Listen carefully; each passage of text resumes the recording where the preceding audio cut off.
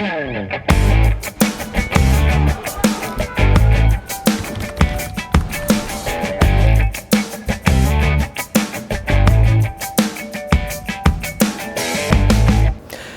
ar, o nosso programa Espaço Cidadão, chegando em todo lugar, onde tiver internet e pelo nosso canal no YouTube Robson Carvalho, e pode localizar também pelo Robson Cidadão e faz a sua inscrição, e ainda chegando à maioria dos estados do Nordeste através da Band e também a São Paulo e parte do Sudeste e Sul pela TVT e suas retransmissoras. No programa de hoje, estamos aqui na presidência do Senado para conversar com o primeiro vice-presidente, hoje presidente em exercício, o senador pelo PMDB na Paraíba, o senador Veneziano do Rego. Seja bem-vindo, senador, ao nosso Espaço Cidadão. Robson, eu agradeço tremendamente a sua generosidade, a generosidade do seu público, vasto público, não apenas nordestino, brasileiro, em nos permitir esse contato que trará, penso eu, e espero que assim seja, contribuições para uma conversa, dirimir, avaliar, observar aspectos nacionais, aspectos regionais, enfim, desejo poder ter essa participação nesse momento em que respondemos pela condição de presidente do Senado, colaborando com as pautas importantes com as quais nós estamos a vivenciá-las. Então, muito grato pela sua atenção, cordialidade do convite formulado. Obrigado. E eu que sou da terra de Natal, né, me lembro muito do nosso vizinho Ariano Suassuna, que Sim. dizia Paraíba, Pernambuco e Rio Grande do Norte deveria ser um estado só, né? Temos tantas identificações, né? Temos Exato. Tantos valores comuns, aspectos, não apenas sob o ponto de vista geográfico, cultural, político, há muitas semelhanças entre os potiguares, norte-riograndenses, pernambucanos, paraibanos. E os paraibanos. Perfeito. Senador, vamos iniciar um pouquinho a pauta política e, na sequência, a gente fala um pouquinho sobre a sua atuação, seu mandato parlamentar e sua atuação, seu papel também como primeiro vice-presidente do Senado. O senhor declarou recentemente apoio à pré-candidatura do ex-presidente Lula, né, que deve tentar voltar à presidência da República e hoje, né, há chances, inclusive, de que isso possa vir a acontecer em primeiro turno, de acordo com boa parte das pesquisas. O que é que motivou o senador a declarar este apoio? Primeiro, uma identificação histórica, não apenas uma identificação pessoal, por relações que vieram a partir das relações político-partidárias. Rapidamente eu tentarei fazer um histórico. Eu fui prefeito de Campina Grande durante os 8 anos, de 2005 a 2012, principalmente nesse primeiro mandato, nós tivemos fortes relações institucionais. Muito daquilo, muitas das ações que compuseram um acervo administrativo que nós pudemos produzir, teve uma presença efetiva do governo federal sob o comando do presidente Lula. Antes mesmo, não como agente político, exercendo mandatos, fui 2 vezes vereador de Campina Grande antes de ser prefeito. Foi prefeito também, não é? Vim a ser prefeito. Eu fui eleitor do presidente Lula, candidato Lula à época. Eu me identificava muito com o engenheiro, ex-governador presidenciável Leonel Brizola, e me recordo que no processo de redemocratização, quando voltamos a ter o direito a acesso à escolha presidencial, o meu primeiro voto foi em Brizola e no segundo turno em Lula. Então, existe uma identificação política, pessoal, né? Ideológica. Depois, no ano passado, quando a Executiva Nacional do MDB, como instância superior, definiu e garantiu autonomia às unidades MDBistas nos estados, ou seja, ficaríamos nós com a liberdade de estabelecer as estratégias próprias sob uma nova perspectiva, que é a de uma eleição onde não há mais coligações, onde os partidos precisavam formar apenas com integrantes seus, caso o MDB que não fez federação. Toda essa nova situação levou ao MDB a esse entendimento. Em dezembro, com base nessa liberdade, com base nessa autonomia que nos foi conferida, nós assumimos um compromisso com a candidatura do presidente Lula. Ou seja, existe uma relação direta de confiança, de crença e sob a perspectiva de que o presidente Lula possa ser, e de fato cremos nós que ele é a opção de voltar a dar rumos e prumos por nós desejados ao país. Então, em suma, o que ocorreu foi isso. Não é desconhecer absolutamente, Robson, minhas amigas e meus amigos, os valores que a companheira senadora Simone Tebet, que é pré-candidata do seu partido PMDB à presidência. Não, né? Em absoluto. Nós não estamos a discutir isso. Nós apenas estamos, e não somos apenas nós, né? Exato, são vários outros membros do PMDB, de outros partidos, porque eu escrevo também a coluna no Congresso e Foco, né, e já publiquei algumas reflexões sobre isso.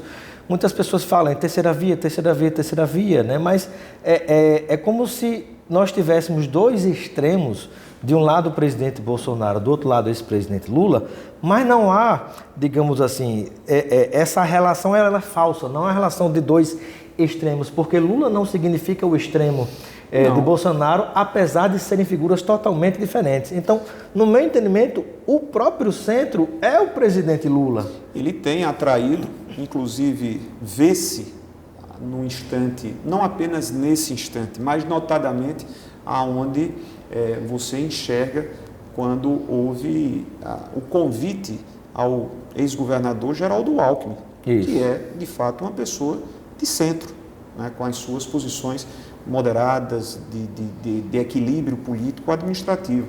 Vê-se quando o presidente Lula também constitui bases de composições em níveis estaduais, se não na formalização de apoios para primeiro turno, e eu vou citar um caso muito notório e de dimensões eleitorais significativas, a parceria que ele fez PT-PSD em Minas Gerais. Em Minas Gerais. Então, evidentemente, ele não é a candidatura da esquerda, ele está ocupando, e o fez também, vamos trazer à nossa memória, que esse mesmo processo foi feito pelo presidente Lula em 2002, quando ele teve como companheiro de chapa o empresário José de Alencar. Né, que não era absolutamente uma referência da esquerda.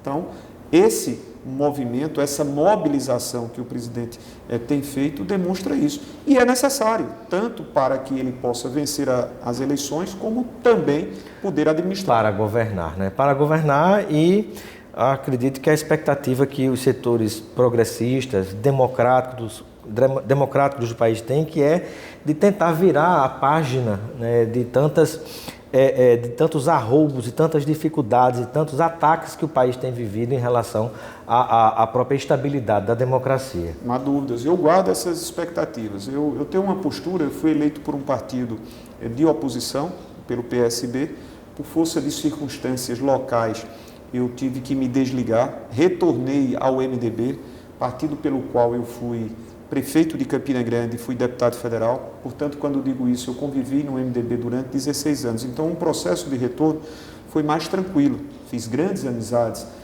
na Câmara dos Deputados, tinha já o conhecimento da parte de outros companheiros integrantes no Senado, e quando eu cheguei, foi facilitada essa relação. O que eu quero dizer com isso é que nós vemos, desde o início, né, até esse exato instante, passados 3 anos e 6 meses, lamentáveis constatações, reprováveis constatações. Você tem um governo que economicamente levou, você há de dizer e há de ponderar, mas, veneziano, nesse meio, né, tivemos a pandemia, fato. Mas mesmo tendo a pandemia, cujos reflexos sobre a economia, sobre a nossa gente, sobre o psicológico, sobre todos os aspectos, nós tínhamos já, antes dela, processos disseminados pelo governo de violências contra as minorias, de um governo que nunca se preocupou em desenvolver políticas para a educação, de um governo que nunca se preocupou em desenvolver iniciativas de valorização da ciência e da tecnologia, de um governo que nunca se preocupou em defender as instituições, vendo-as como de fato elas precisam ser vistas como essenciais. Ao contrário, atacava, né, e participava de atos, né, em favor de ditadura, né, de golpes militares. Enfim, e que continua, vez por outra, ou quase todas as vezes Ataca que tem a oportunidade, faz as suas direcionadas, não críticas, porque a crítica ela é até bem-vinda, porque tomando-a como um propósito de melhorar, de aperfeiçoar, mas o presidente faz deliberadamente, não é um arrobo. Eu não vejo no presidente, até em face de conhecer um pouco a sua passagem como deputado federal. Ele faz deliberadamente e durante esse período ele fez para estabelecer e cristalizar a participação a seu favor de grupos. E assim o é em relação, e aqui sem citar este ou aquele grupo, mas ele cristalizou um percentual de 20%, 25%, até mais hoje, exatamente fazendo isso. Então ele tem uma estratégia deliberada, não casual, não por força de impetuosidades ou de estímulos a roubos. Não, eu acho que é tudo caso bem pensado por ele. Eu concordo com o senador, né? Não, acho que o presidente Bolsonaro não é um louco, ele sabe o que faz. Cumpre, inclusive, um papel de distrair a população, fala para o seu público, enquanto determinadas coisas vão sendo tocadas, né, de acordo com os interesses do setor econômico do governo, né? Acaba distraindo a população sobre coisas fundamentais que a gente deveria prestar atenção.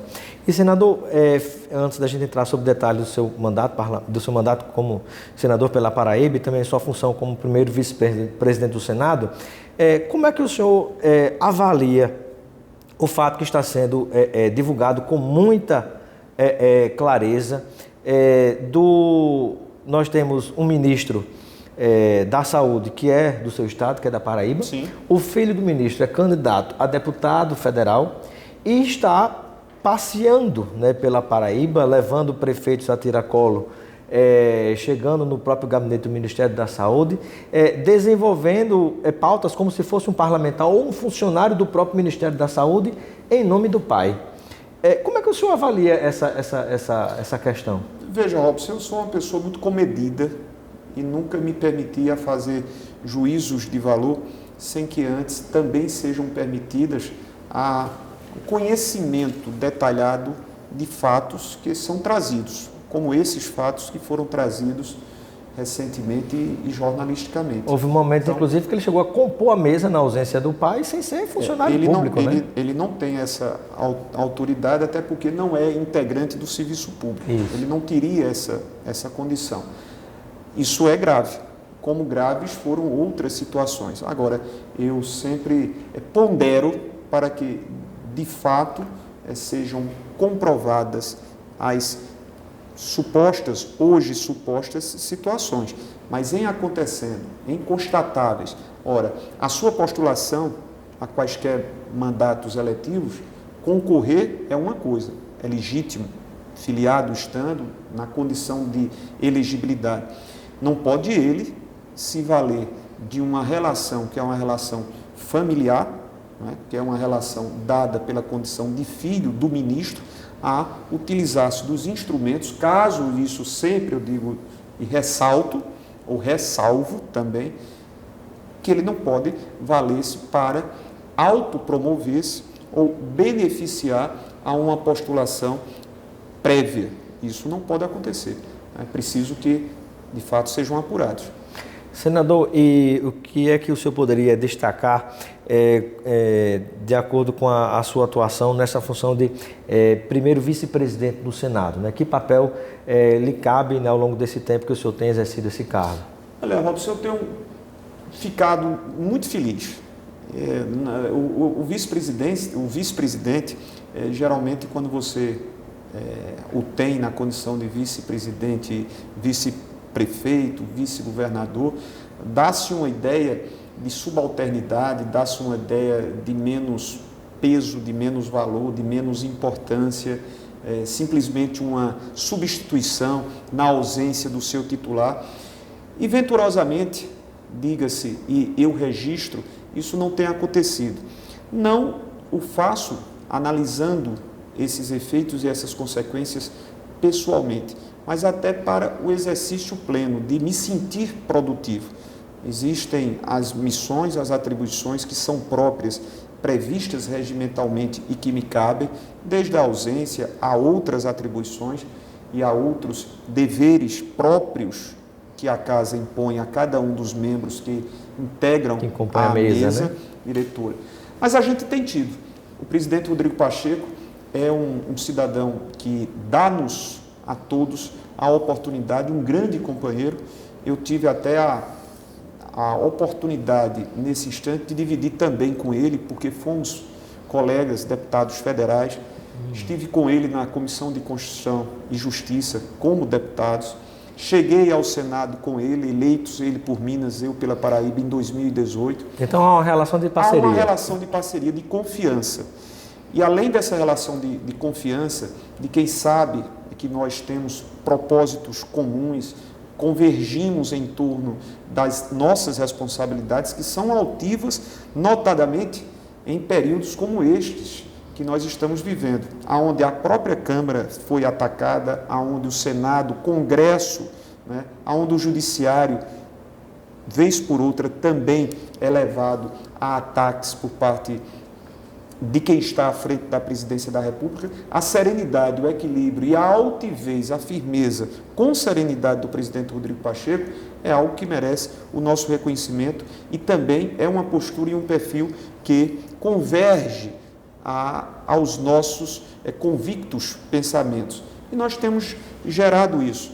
Pautas onde os assuntos, eu vou citar mais recentemente, há um mês, 40 dias, a questão que envolveu o piso salarial dos agentes comunitários de saúde. Nós tivemos, com o presidente Rodrigo Pacheco, uma presença, uma participação ao lado de outras e de outros companheiros. Assim o fizemos quando fomos discutir e deliberamos a PEC da enfermagem, em que abrigou a mais de 2 milhões, me desculpem, eu corrijo, 2 milhões de profissionais da enfermagem, técnicos auxiliares, e assim tem se dado, ou seja, tanto a produção legislativa do senador, enquanto senador, como também a produção legislativa e política num acesso, mas sempre com a liberdade que é possível, a confiança e o respeito que eu sempre guardo e sempre assim preservei à instituição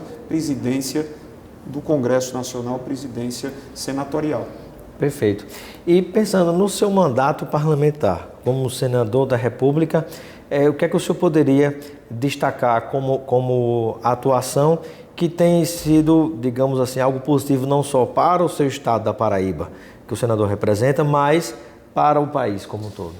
Olha, Robson, essencialmente ao meu estado, afinal somos a representação, né, do estado no Senado Federal, nós temos de forma, vamos dizer assim, que nos deixa felizes, que nos deixa atendidos na expectativa de quem é votado e na expectativa de quem vota. Nós temos na nossa formação, desde o momento em que você tem uma experiência como prefeito de uma cidade, como gestor público, então uma responsabilidade de ser municipalista, de abraçar a causa municipalista. E nós assim o fizemos. Temos, com esses propósitos, não apenas nas importantes inserções das ajudas por indicações, todas elas indicações onde você tem o pleito, o demandante, tem o pleito a ser atendido, ou seja, os benefícios a serem alcançados, mas de uma maneira mais ampla, quando você define, como foi definido pelo Senado, a aprovação do 1 ponto percentual no FPM, isso foi uma grande vitória. Uma vitória muito importante, os municípios. Né? São questões que também dizem respeito. E só para a gente para dar uma ideia para o nosso telespectador, né, e nosso internauta, na hora que você, né, o bolo tributário nacional, ainda há muita concentração de renda nas mãos do governo federal, né? Ainda herança maldita do período da ditadura. E também com o fato de que até uma promessa do atual governo federal, que era mais Brasil e menos Brasília, que isso não se concretizou também. Então, hoje, você tem em torno de 23%, 26%, 23%. Né?